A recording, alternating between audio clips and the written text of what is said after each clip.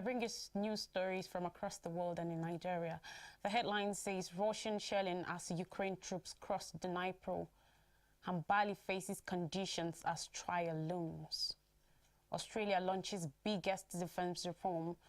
Jordan says MP detained over alleged smuggling, and world military expenditure reaches $2 trillion in 2022. Talking Russian-Ukraine war, Russia has crushed the southern Ukrainian cities of Kherson and Berislav, damaging almost 30 buildings and wounding civilians as a Ukrainian advance has been reported in the Kherson region onto the eastern bank of the Dnipro River, called the Dnipro River in Russia, which is controlled by Russian forces. On Sunday, the U.S. Institute for the Study of War said that published geodata and reports by Russian military bloggers showed that Ukrainian forces have taken up positions on the east bank of the river. According to the U.S.-based think tank, however, the level and aims of these Ukrainian successes recorded for the first time were unclear. Russian military forces withdrew from the regional capital, also called Kherson, and from the Dnipro's west bank in the region during a Ukrainian offensive late last year. A spokesperson for the Ukraine Southern Command, Natalia Humenik, neither confirmed nor denied the report of the riverbank advance, which she told Ukrainian television foreshadowed very powerful shelling in the districts around the West Bank cities of Kherson and Berislav.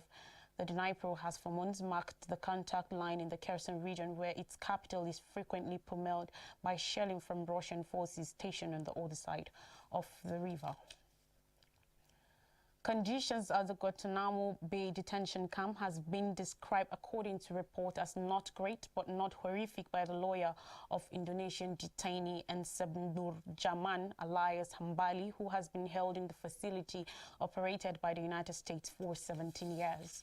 On Monday, Hambali is due back in court on charges of masterminding a series of deadly attacks in Indonesia that killed American citizens and aimed U.S. interests, including the 2002 Bali bombings, which killed 200 people, and the JW Marriott Hotel attack in 2003 in Jakarta, in which 11 people died. Two Malaysians, Mohammed Nazir bin Lep and Mohammed Farid bin Amin, will be tried alongside Hambali before a military commission. According to legal documents, the U.S. government alleges that Hambali murdered 211 persons, seriously injured at least 31 other persons, and committed multiple other offenses under the law of war. Detainees held at Guantanamo, a U.S. naval base on the Caribbean island of Cuba, are deemed enemy combatants by U.S. authorities and tried in military courts that deny them the constitutional rights of those tried on U.S. soil. Even after over 20 years of operations, little is known about the lives of the people held in Guantanamo. Members of the media are not allowed to speak to the detainees directly and must apply for special clearance to attend hearings held by the military commissions, only some of which are open to the public. Other than attending the hearings in person, media may only observe legal proceedings at Guantanamo via a secure video link at Fort Meade, a military installation in Maryland, which also requires clearance. The defense team is led by James Hodges, who has represented him for 3 years. His lawyer said many lawyers who represent detainees incarcerated at Guantanamo work for the U.S. Department of Defense, but many are also recruited from civilian life to work on these cases. Some are contractors who are paid by the government but not employees of government, he said. My impressions gleaned not necessarily from conversations with my client are that the detainees are still subject to certain limitations, but that Hambali and the other detainees have the ability to pray and have the ability to exercise their right to freedom of religion, Hodges said. Still on the news, Australia has said the acquisition of nuclear-powered submarines, long-range strike capabilities, and its northern bases will be among the country's 6 priority areas after a huge review of its defense policy found the armed forces were not fully fit for purpose of the classified defense strategic review led by ex-Australian Defense Forces Chief Angus Houston and former Defense Minister Stephen Smith was released publicly on Monday. Growth and retention of a highly skilled defense workforce, improving Australia's capacity to rapidly translate new technologies into defense, and a deepening of defense and diplomatic partnerships with key partners in the Indo-Pacific.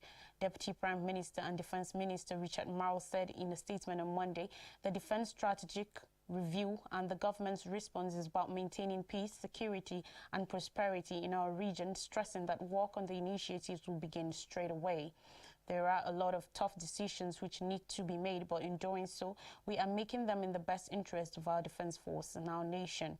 The defense overhaul comes amidst growing tension in East Asia, specifically over the self-ruled island of Taiwan, and as China forges ahead with the demodernization of its military. A large-scale conventional and non-conventional military build-up without a strategic reassurance is contributing to the most challenging circumstances in our region in decades, Miles said in his introduction to the public release review. He stressed the need for Australia to develop a stable relationship with China, which he said was in the interest of both countries and the wider region. Albanese's government has sought to repair Australia's damaged relationship with Beijing, which deteriorated under the former administration of Scott Morrison amidst disagreements over alleged foreign influence operations, trade and issues such as the COVID-19 pandemic and human rights.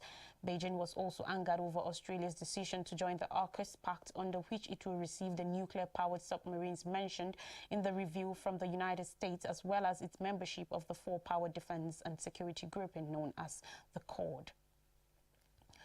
In Israel-Palestine conflict, Jordan's foreign ministry said Israel has detained a Jordanian member of parliament in a case connected to the alleged smuggling of arms and gold in the occupied West Bank. Imad al-Adwan, a member of Jordan's parliament who had crossed a major border crossing along the Jordan River earlier on Sunday by road, was being held and interrogated by Israeli authorities. Sinan Majali, a Jordanian foreign ministry spokesperson, said in a statement on Sunday. The ministry and all relevant agencies in the kingdom are working to ascertain the details of the issue and address it as quickly as possible, Majali said. A spokesperson for Israel's foreign ministry refused to comment on reports of the arrest. Al-Adwan, 35, is a member of the Jordanian Parliament's Palestine Committee. Israeli reported that he was arrested in the King Hussein Bridge, Al-Alenbai border crossing in the occupied West Bank. There has been no official comment from Israeli authorities on Al-Adwan's arrest. Prominent Jordanian legislator Khalil Atiyah, who is known for his vocal opposition to Israel and has led campaigns to repeal the country's peace treaty with Israel, said the government will be held responsible if it failed to act quickly. Israel enjoys close security ties with Jordan, the Arab neighbor. It shares its longest stretch of border with, but political relations have soared in recent years over Israel's stance on the right of Palestinians to a state. Many of the kingdom's citizens are of Palestinian origin. According to a leading defense think tank, global military spending reached an all-time high of $2.24 trillion in 2022 as Russia's invasion of Ukraine fueled a sharp jump in military spending across Europe. War spending rose for the 8th consecutive year. The Stockholm International Peace Research Institute, SIPRI, said in its annual report on global military expenditure on Monday. There was a 13% rise in Europe, the steepest in at least 30 years. CIPRI said most of that was related to Russia and Ukraine, but other countries also step up military spending in response to perceived Russian threats. The continuous rise in global military expenditure in recent years is a sign that we are living in an increasingly insecure world. Nan Tian, senior researcher with SIPRI's military expenditure and arms production program, states are bolstering military strength in response to a deteriorating security environment, which they do not foresee improvement in the near future. Moscow invaded and seized Ukraine's Crimean Peninsula in 2014 and backed separatist rebels in the country's east before it began its full-scale invasion in February 2022. The moves have spread alarm among the other countries that neighbor Russia or were once part of the Soviet Union's sphere of influence, with Finland spending up 36% and Lithuania's military spending up by 27%, according to SIPRI. In April, Finland, whose border with Russia stretches some 1,340 kilometers, became the 31st member of NATO. Sweden, which has avoided military alliances for more than 200 years, also wants to join. The think tank said military spending in Ukraine rose to over 6 times to $44 billion in 2022, the highest single-year increase in a country's military expenditure ever recorded in SIPRI data. The United States remained the world's largest military spender, up to 0.7% to $877 billion in 2022, which was 39% of total global military spending. The increase was largely driven by the unprecedented level of financial military aid it provided to Ukraine, Cyprian Nantian said.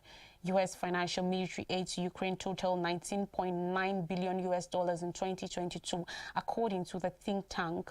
China remained the world's second largest military spender, allocating an estimated $292 billion in 2022. This was 4.2% more than in 2021 and represents the 28th consecutive annual increase. Here are more stories. In Burkina-Mali border raid, many killed.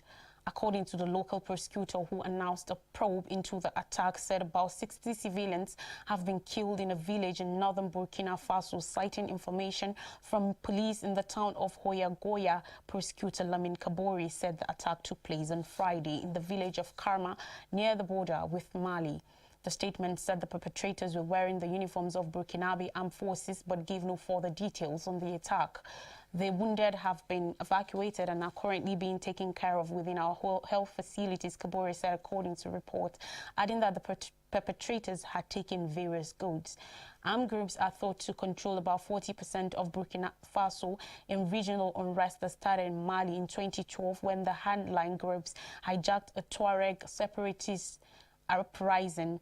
Burkina Faso's military rulers this month announced a general mobilization as part of a plan to regain territory lost to armed groups linked to Al-Qaeda and ISIL. In Karma, survivors said over 100 people on motorbikes and pickup trucks had raided the village and that dozens of men and young people were killed by men dressed in military uniforms. They put the death toll at around 80. Last week, 34 defense volunteers and 6 soldiers were killed in an attack by an unidentified group near Aroma village, about 40 kilometers from Karma. Burkina Faso's military rulers had declared their general mobilization to give the state all necessary means to combat the armed uprising only days before. The decree states that anyone over 18 years old and physically fit who is not in the armed forces will be called to enlist according to the needs expressed by the competent authorities. In Sudan crisis, foreign citizens and diplomats evacuated. An increasing list of countries have evacuated diplomats and citizens from Sudan capital as fierce fighting is ongoing in Khartoum. On Sunday, the US and UK announced they had flown diplomats out of the country. France, Germany, Italy and Spain have also been evacuating diplomats and other nationals. A vicious power battle between the regular army and a powerful paramilitary force has led to violence across Sudan for over a week. U.S. authorities said they had lifted no less than 100 people with 3 Chinook helicopters on Sunday morning in a fast and clean operation. The U.S. embassy in Khartoum is now closed, and a tweet on its official feed says it is not safe enough for the government to evacuate private U.S. citizens. The UK government managed to elite British diplomats and their families out of the country in what was described as a complex and rapid operation. Foreign Minister James Cleverly said options to evacuate the remaining British nationals in Sudan were severely limited. Several other countries were conducting evacuation operations on Sunday. French President Emmanuel Macron confirmed that a plane had arrived in Djibouti carrying French citizens and others on Sunday, while another evacuation took place on Monday, taking the number of people evacuated so far to 388, its government said. Germany's army said the first of 3 planes had left Sudan bound for Jordan with 101 people on board.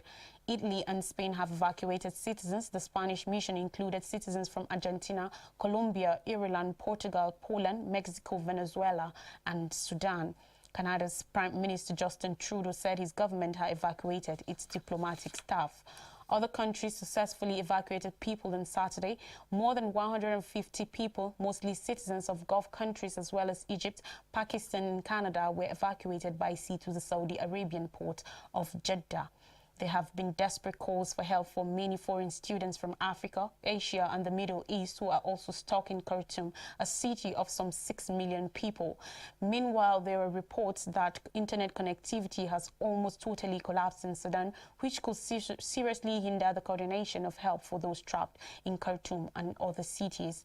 The World Health Organization says the fighting has killed more than 400 people and injured thousands, but the death toll is believed to be much higher as people are struggling to get health care, as most of the city's hospitals have been forced to close by the fighting. Let's go on a quick break. When we come back, I'll bring you news from Nigeria. Stay with me.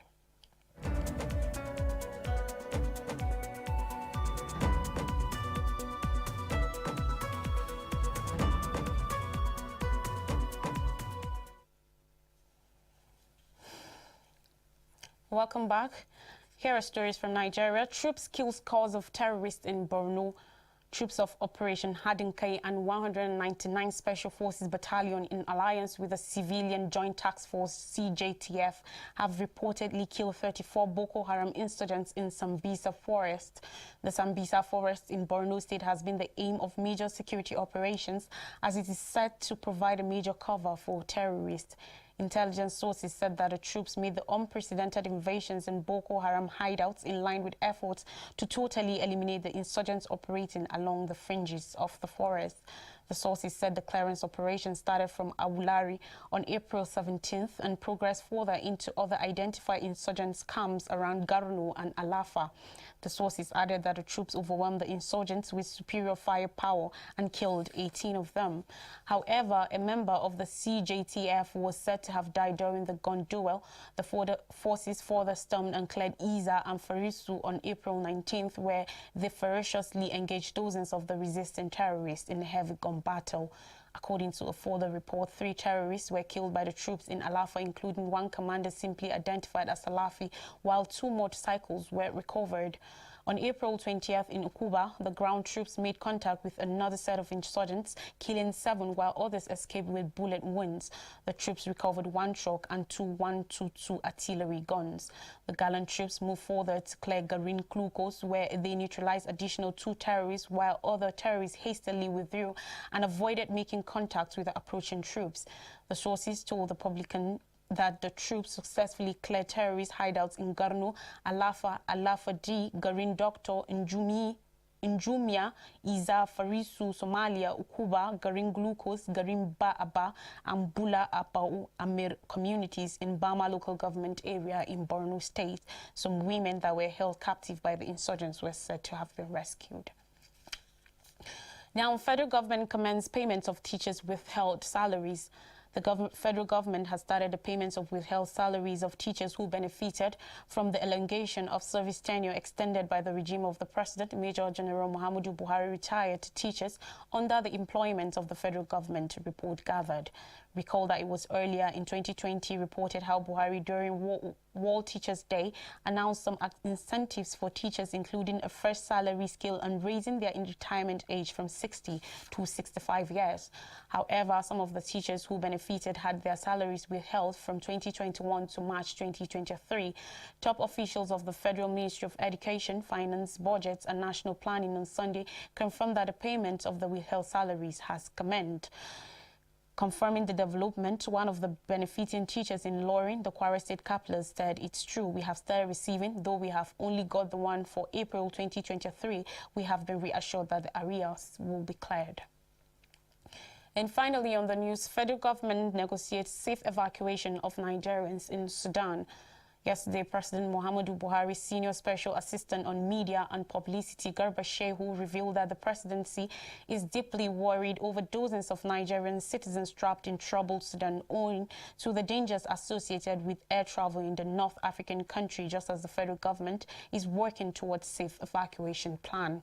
Speaking on the incident via his Twitter handle, Shehu wrote, "Nigerian government have been having sleepless nights following the ongoing crisis in Sudan. Our officials are doing a lot, coordinating with the embassy in Khartoum, the Sudanese and Ethiopian government, trying to ensure the safety of the large number of our citizens there."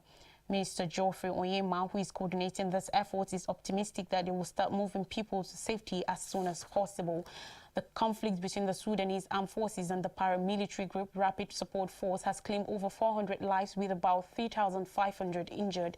The clashes have also displaced thousands of civilians who fled the capital Khartoum as the violence, which began on April 8, entered its 15th day yesterday. However, the Embassy of Nigeria in Khartoum has asked Nigerian students stuck in the country to dismiss the National Association of Nigerian Students, NANS, who has asked them to gather for evacuation. In a statement dated Sunday, NANS Sudan asked students stuck in the country to get ready for evacuation to Ethiopia. Announcing evacuation plans yesterday, the student body asked the students to prepare $100 transport fee as well. But the Nigerian embassy, in a circular signed by its representative, HR Garko, countered NANS, saying it wishes to inform all students in Sudan that they should disregard the notice circulated by NANS in Sudan calling students to converge on the 3 locations, namely African International University, NANS office and Al-Razi University for evacuation, or to bring $100 or $200 for evacuation. It said, as the embassy had earlier informed students, you are requested to stay calm and remain indoors while the embassy is working on final approval to commence evacuation. The federal government, through the chairman Nigerians in Diaspora Commission NIDCOM, Abike Dabiri Arewa, had on Friday described as risky evacuating Nigerians from Sudan. To refresh our memories, Russian shelling as Ukraine troops cross the Dnipro. Hambali faces conditions as trial looms. Australia launches biggest defense report. And Jordan says MP detained over alleged smuggling. War military expenditure reaches $2 trillion in 2022. Thanks for watching. I am Lois Shiraki. Enjoy the rest of your day.